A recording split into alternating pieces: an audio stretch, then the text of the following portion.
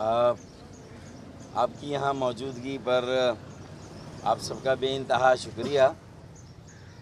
آج یہ 22 اگست والا کیس تھا اور اس میں اب 27 اپریل کی تاریخ ہمیں ملی ہے۔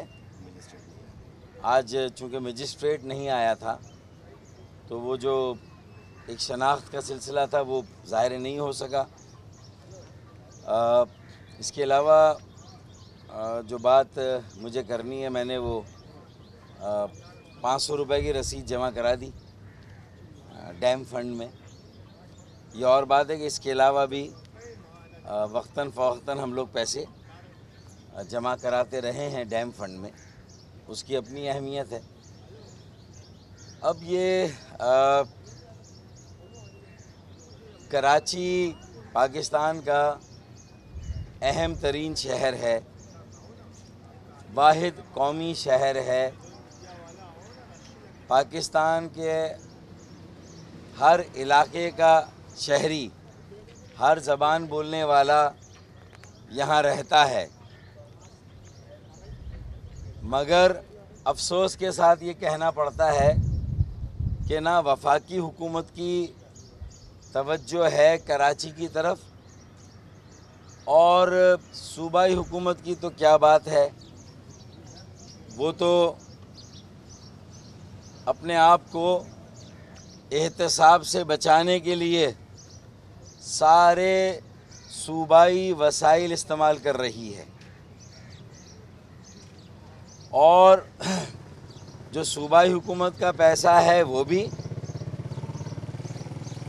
پیپلز پارٹی کے بڑوں کو احتساب سے بچانے کے لیے استعمال ہو رہا ہے، اور جو پیسہ کرپشن کے ذریعے کمایا گیا وہ بھی پانی کی طرح بہایا جا رہا ہے احتساب کے عمل سے بچنے کے لیے۔ اب یہ حکومت اور اس کے اداروں پر منحصر ہے کہ وہ مکمل ثبوت اور شواہد کے ساتھ کیسے جو کرپشن کے الزامات ہیں، جو جعلی اکاؤنٹس ہیں، ان میں کیسے آگے بڑھتے ہیں۔ میں تو ایک ذمہ دار سیاسی کارکن کے طور پر یہی کہوں گا کہ کرپشن کے خاتمے کے لیے سخت اور کڑا احتساب ہونا چاہیے، اور ایون ہینڈڈ ہونا چاہیے، اکراس دی بورڈ ہونا چاہیے۔ کہیں سے بھی یہ تاثر نہیں ابھرنا چاہیے کہ دراصل احتساب کی آڑ میں انتقامی کارروائی کی جا رہی، یہ تاثر نہیں آنا چاہیے۔ احتساب ہونا چاہیے، کڑا احتساب ہونا چاہیے، سخت احتساب ہونا چاہیے، لیکن اس تاثر کو بھی زائل کرنا چاہیے۔ اور چاہے کرپشن کسی نے کی ہو، پی ایم ایل این کا ہو، پیپلز پارٹی کا ہو، کسی بھی جماعت کا ہو، پی ٹی آئی کا ہو، ایم کیو ایم کا ہو، احتساب ہونا چاہیے۔ جس نے لوٹ مار کی، جس نے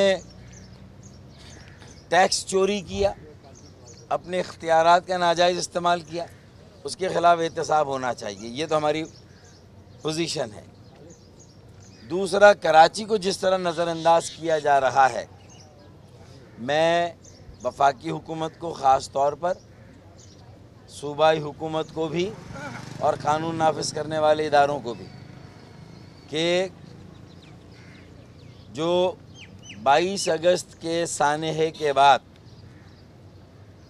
مائنس لندن ہو گیا تھا، اب اگر کراچی اور کراچی والوں کے آنسو نہ پہنچے گئے، انہیں ان کا جائز حق نہ دیا گیا، انہیں وفاقی اور صوبائی بجٹ میں سے ان کا جائز حصہ نہ دیا گیا، پیکج کی بات نہیں کر رہا، جائز حصہ نہ دیا گیا، اور یہاں پانی کے مسائل کو حل نہ کیا گیا، نکاسی آب اور صفائی کے لیے وسائل اور اختیارات نہ دیے گئے، اور سرکولر ریلوے کا نظام بحال نہ کیا گیا اور قائم نہ کیا گیا، اور اس کے لیے اگر 100 ارب روپے درکار ہیں، 200 ارب روپے درکار ہیں، وہ فراہم نہ کیے گئے، پانی کے K4 فیز 1 کے لیے 40-45 ارب اور فیز 2 کے لیے 30 ارب 75 ارب روپے یہ فراہم نہ کیے گئے، تو باقی یہ 162 ارب کا پیکج جو سرکولر ریلوے پہ خرچ نہیں ہو رہا، جو K4 پہ خرچ نہیں ہو رہا، تو پھر اس کا فائدہ کیا؟ تو نہیں وہ دیا یہ منصوبے دی. تو اب یہ ساری صورتحال ہے. میں یہ سمجھتا ہوں کہ کراچی چلتا ہے تو پاکستان چلتا ہے، اور کراچی بیٹھ گیا اللہ نہ کرے تو پاکستان بھی بیٹھ جائے گا. ضرورت اس بات کی ہے کہ یہ جو نعرہ لگایا گیا تھا کہ وزیر اعظم کراچی کا ہوگا، اور کراچی والوں نے جیسے تیسے بھی اور کہیں اور سے بھی امداد ملی، اور پی ٹی آئی کو انجینئرنگ ہوئی، اور پی ٹی آئی کو کراچی سے سب سے زیادہ سیٹیں مل گئیں، اور عمران خان بھی کراچی سے جیتے اور کراچی کا وزیر اعظم آ گیا. لیکن اگر کراچی کے پانی کا مسئلہ حل نہیں ہوتا، کراچی کے ٹرانسپورٹ سرکولر ریلوے کا مسئلہ حل نہیں ہوتا، اور کراچی والوں کو اور سندھ کے شہر میں رہنے والے حیدرآباد، سکھر، نواب شاہ، میرپور خاص اور دوسرے شہروں کے لوگوں کے بنیادی مسائل، روزگار، ٹرانسپورٹ کا مسئلہ حل نہیں ہوتا، تو پھر یہ دعویٰ نہ کرے پی ٹی آئی کے وزیر اعظم کراچی کا، پھر یہ بات نہ کہیں. کوئی بھی وزیر اعظم ہوتا ہے اسے اسلام آباد ہائی جیک کر لیتا ہے، اسے ملک کے شمالی علاقے ہائی جیک کر لیتے ہیں، اسے پنجاب ہائی جیک کر لیتا ہے. پی ایم ایل این کی حکومت تو تھی ہی صرف پنجاب کی، اور وہ بھی سینٹرل پنجاب کی حکومت، صرف سینٹرل پنجاب میں کے شہروں میں کام ہوا، باقی کہیں نہیں ہوا. اب اگر لاہور میں میٹرو ٹرین آ گئی اور منصوبے اسی طرح کے آ رہے ہیں، تو پھر کراچی میں سرکولر ریلوے کیوں نہیں؟ یہ ہے وہ سوالات جو کراچی والوں کے ذہن میں ہیں. اور اگر اس صورتحال پر قابو نہ پایا گیا، گرمیوں میں اضافہ ہوگا، رمضان کا مہینہ آ رہا ہے، پانی کے لیے کچھ نہ کیا گیا، پانی کے فسادات ہو گئے، یہ لسانی فسادات ہو جائیں گے، بدامنی پر قابو پانا مشکل ہو جائے گا، جرائم میں اضافہ ہوگا، اور ہو رہا ہے. جوڑیا بازار کے ایک تاجر سلیم بھائی کو شہید کیا گیا، گھات لگا کر مارا گیا. تاجر برادری پھر غیر محفوظ ہو رہی ہے، پھر بھگتوں کی شکایتیں سر اٹھا رہی ہیں. تو ان ساری باتوں کا سدباب کون کرے گا؟ وفاقی حکومت، صوبائی حکومت، قانون نافذ کرنے والے ادارے. یہ اہم باتیں ہیں، اس کا لوگوں تک جانا، حکومت اور اداروں تک جانا بہت ضروری ہے. میں میڈیا سے میری گزارش ہے کہ یہ اہم باتیں ہیں، قومی اہمیت کی حامل ہیں.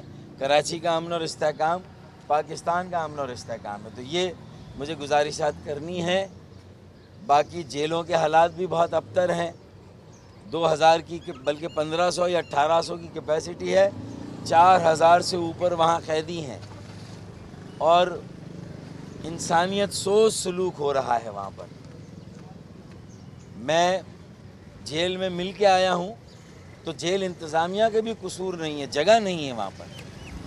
میں جیل انتظامیہ کو الزام نہیں دے رہا، یہ حکومت کی ذمہ داری ہے کہ وہ یہ بندوبست کرے. تو وہ بھی انسان ہے، ان کے لیے بھی سوچا جانا چاہیے. تو میری یہ چند گزارشات ہیں. باقی ملک ریاض صاحب بحریہ ٹاؤن سے جو پیسے آئیں گے، 7 سالوں میں آئیں، 14 سالوں میں آئیں، 462 ارب روپے، وہ ان پیسوں پر پہلا حق اور آخری حق کراچی کا ہے، کراچی والوں کا ہے. وہ پیسے کراچی اور کراچی والوں پر خرچ ہونے چاہیے. یہ میری گزارشات ہے.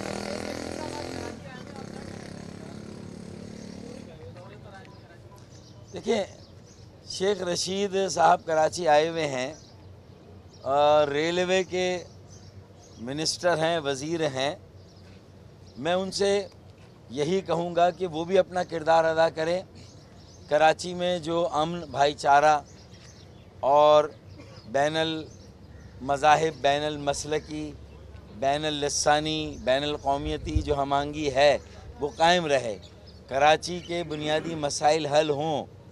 K4 फ़ेज़ 1 पर काम तेज़ी से शुरू हो, 65 MGD मंसूबे पर काम तेज़ी से शुरू हो, और उसके साथ साथ K4 के फ़ेज़ 1 के साथ फ़ेज़ 2 पर काम शुरू हो।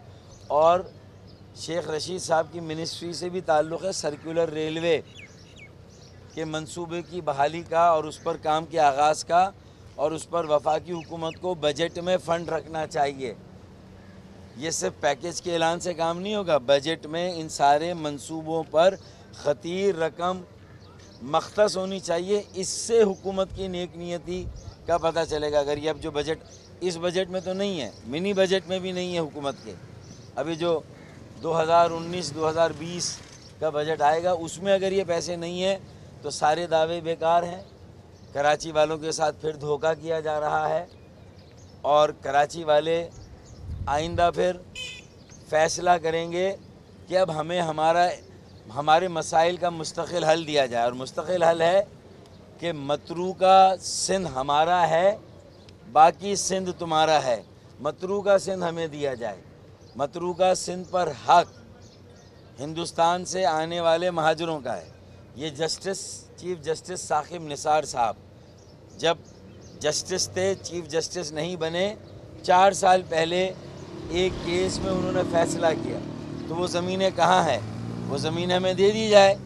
जो हिंदू शिवरात्रि यहाँ से गए थे इंडिया और महाजर वहाँ से आए थे, तो उन हिंदुओं की ज़मीन पर, उनके कारोबार पर, और जितने भी ट्रस्ट थे उनकी ज़मीनों पर, वो मतरूका ज़मीन पर हक महाजरों का है, उन्हें दिया जाए। और ये सारी बातें कह रही हैं कि इंतज़ामी यूनिट्स आइंदा बनने चाहिए। यही पाकिस्तान का हल है। बल्दियाती खुद मुख्तारी देनी चाहिए, यही पाकिस्तान का हल है। टैक्सों का मुनसिफाना निज़ाम होना चाहिए। वडेरों, जागीरदारों पर भी आमदनी पर टैक्स होना चाहिए। इसी तरह वसाइल की मुनसिफाना तकसीम हो। अगर मरकज़ से सूबों को आबादी की बुनियाद पर मिलता है तो सूबों से शहरों को भी, ज़िलों को भी आबादी की बुनियाद पर मिलना चाहिए। ये हैं वो बुनियादी मसाइल जिनको हल किए बग़ैर पाकिस्तान की गाड़ी आगे नहीं बढ़ेगी। ये बातें तमाम पॉलिसी बनाने वालों को समझनी चाहिए। कानून नाफिज करने वाले इदारों, रियासत के इदारों, और रियासत के इदारों में वफाकी हुकूमत, पाकिस्तान की पार्लिमान, अफ़वाज पाकिस्तान, इन सब को मुल्क के अमन और इस्तेहकाम और कराची के अमन और इस्तेहकाम के लिए ये जो आइनी इस्लाहात है, बुनियादी इस्लाहात, ये जो मैंने बुनियादी बातें कही हैं, इन पर अमल दरामद होना चाहिए। बहुत शुक्रिया। नहीं, मैंने तो कहा कि जिसने भी करप्शन की है, चाहे वो पीपल्स पार्टी का वडेरा हो, PMLN का वडेरा हो, PTI का वडेरा हो, या MKM पाकिस्तान का वडेरा हो, उनके ख़िलाफ़ अगर उन्होंने करप्शन की है, और जो एक चीज़ें नज़र आ रही है कि अपनी